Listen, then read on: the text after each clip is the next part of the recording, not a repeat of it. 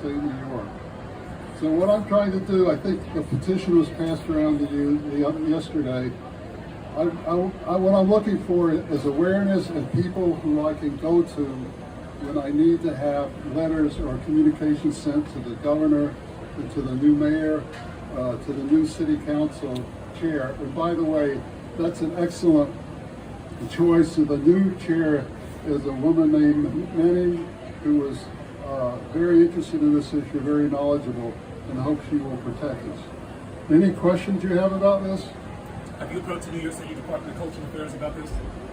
Oh, I've dealt with New York City all along, but they try to say this is a state liquor authority. Trust me, I have plenty of letters, including to the City Department of City Planning, that push through the zoning change. And I said, this is not going to make any difference. You can say the zoning allows a restaurant to do this, but the state liquor authority is saying no. It gets down to the state liquor authority and the community boards.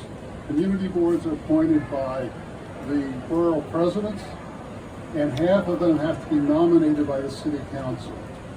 I know how that works. I former employee years ago from Cultural Affairs, and I was just thinking, it's also an economic issue. You know, in this space, arts are an economic engine.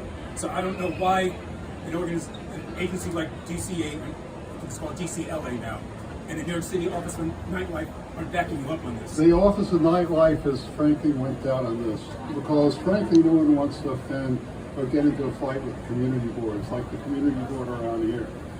They're very adamant about this. My understanding is that the origins of all of this come from people that live in apartment buildings that don't want to deal with the noise. And since there's a lot of restaurants and small bars that all of us play in from time to time that are in neighborhoods that are residential.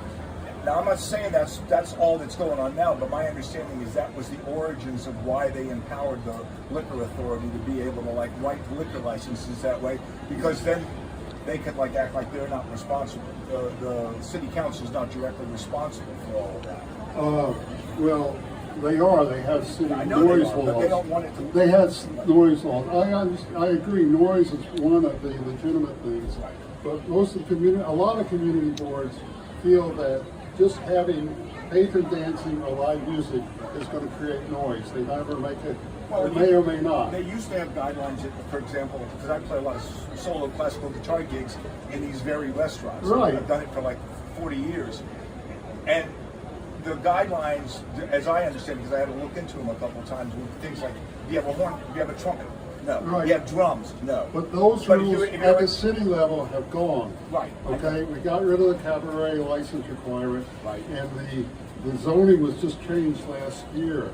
Right. The way we got rid of the cabaret thing is a whole other story. The Justice for Jazz program, we literally had negotiated with the state legislature that they would stop collecting the cabaret tax, and the clubs would then give it to the musicians that played in the clubs for their pension, and at the last minute, Pataki reneged on the I don't know of that. Bob, When was that? Local 802 did this. Bob Crenshaw and Local Jimmy 802 was really important and relevant back in the 80s when they challenged the cabaret law for the restrictions they had against live music. That's what I know, but the point is that the way they saw And they won. Right, except that they didn't get any of the money.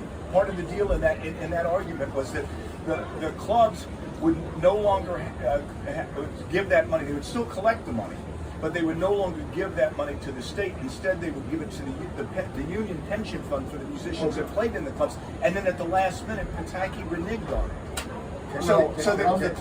I'm not aware of Can I that. intercede here?